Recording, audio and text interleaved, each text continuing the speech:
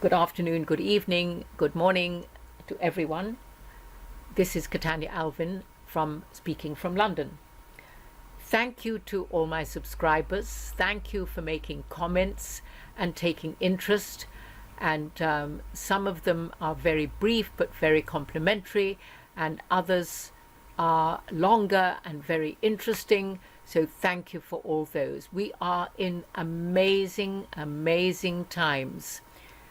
Right, when I did research into banking, I came across Mary Elizabeth Croft, and she wrote How I Clobbered Every Cash-Confiscatory Agency Known to Man and Remembering Who You Are.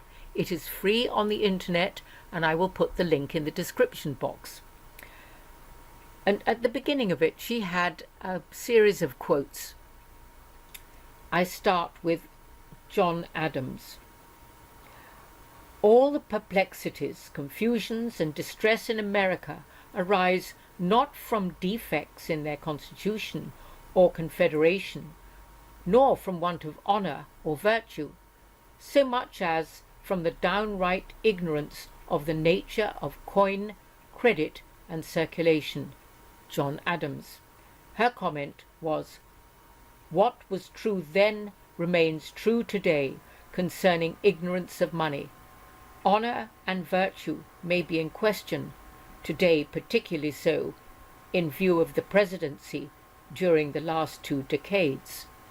This was dated, I pulled this off in 2005, 7/7/2005, so we can work out what presidencies were in America then.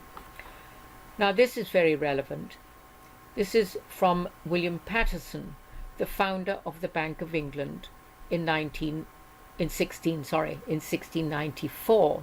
Now, William Paterson wasn't the only founder of the Bank of England. He collected 24 other wealthy landowners in Britain.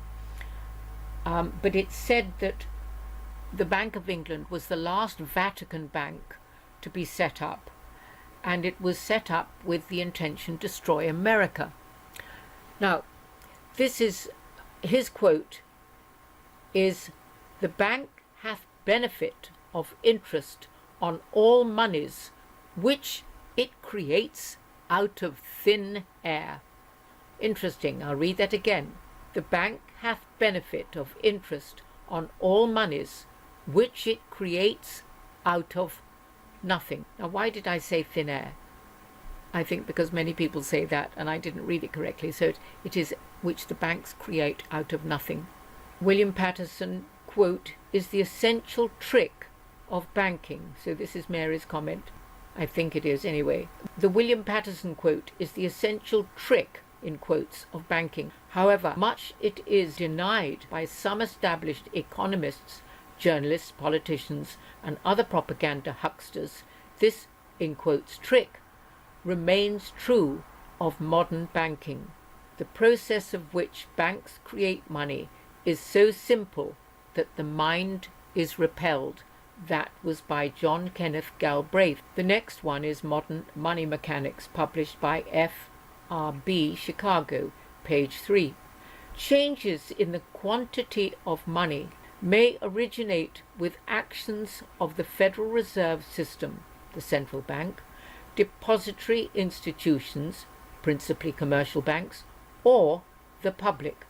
The major control, however, rests with the central bank. Now, it's not surprising, this is my comment, that actually President Trump is really becoming to own, if you like, the Federal Reserve, and putting the people, his people, into the Federal Reserve.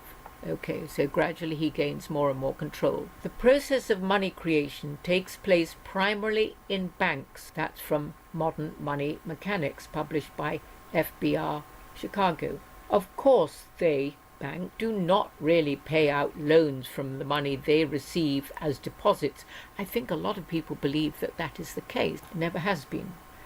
If they did this, no additional money would be created. What they do when they make loans is to accept promissory notes in exchange for credit for the borrower's transaction accounts. That promissory note is signed by you when you want a loan.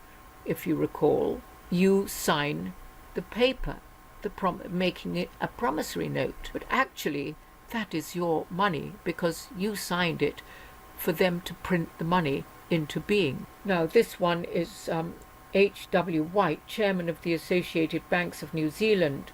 The banks do create money. They have been doing it for a long time, but they didn't quite realize it, and they did not admit it. Very few did. You will find it in all sorts of documents, financial textbooks, etc. But in the intervening years, and we must all be perfectly frank about these things, there has been a development of thought.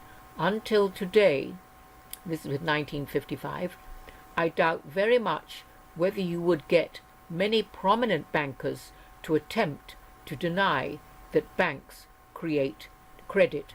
Now, Susan George correctly emphasizes in her review of my book, The Cancer Stage of Capitalism, Pluto Press, 1999, the cancer stage of capitalism is not a metaphor. It is a rigorous description of where we are. This is 1999. The current financial stripping of the economics and environments across the world exhibits, in fact, all the hallmark characteristics of a carcinogenic invasion, as on the cellular level an uncontrolled rogue sequence of reproduction invades and self-multiplies across social borders with no committed function to life hosts. As on the cellular level, the cancer advances by not being recognized by surrounding life communities. John McMurtry, Professor of Philosophy at the University of Guelph in Economics Reform, Volume 2, Number 3, March 1999. The comment after that was, for our economic textbooks to have been accurate, they would need to be printed in blood. The blood of indigenous peoples destroyed so their land could be taken, bought and sold. The blood of salmon, beaver and buffalo, commodified and killed for the money that they have come to represent. The blood of all of us whose lives are diminished in the act of codifying others. The blood of slaves and wage slaves who spend their lives toiling so their owners may have the leisure that is the birthright of every living being. The blood of the land itself, poisoned by externalities, whose cumbersome detail, too dark or difficult, is convenient to take their place in the economic equation that guides so many or so much of our lives. The blood of everyone who is silenced by economic theory, in the same vein as our science and religion. The most obvious function of economics is the erection of a socio-political framework on which to base a system of exploitation. President James Garfield said, "Whoever controls the volume of money in any country is absolute master of all industry and commerce."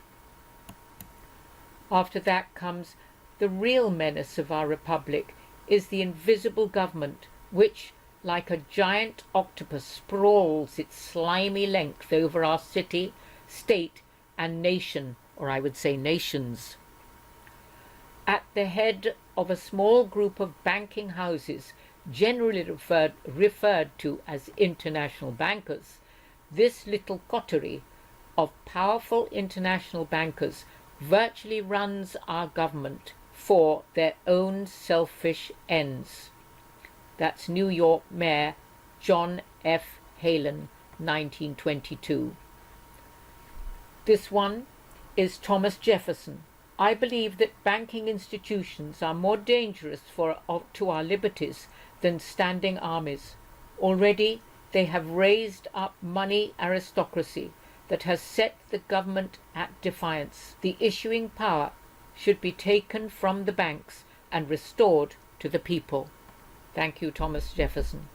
If the American people ever allow private banks to control the issue of their currency, first by inflation and then by deflation, the banks and corporations that will grow up around them will deprive the people of all property until their children will wake up homeless on the continent their fathers conquered.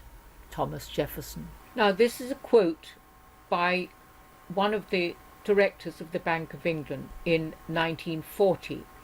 His name was Sir Joshua Stamp, the only good one that I am aware of. And he says, "Banking was conceived in iniquity and born in sin. Bankers own the earth. Take it away from them, but leave them with the power to create credit, and with a flick of the pen they will create enough money to buy it back again. Take this power away from them, and all great fortunes like mine will disappear, and they ought to disappear, for then this world will be a happier and better world to live in. But if you want to be slaves of bankers and pay the cost of your own slavery, then let the bankers control money and control credit." I'm going to leave the quotes from there because what I want to introduce you to is The Secret of Oz, which is by Bill Still, and it was published in 2010, a brilliant piece of work. He also published The Money Masters. So enjoy this one and stay well and have a joyful day. This is Catania Alvin signing out. Bye-bye.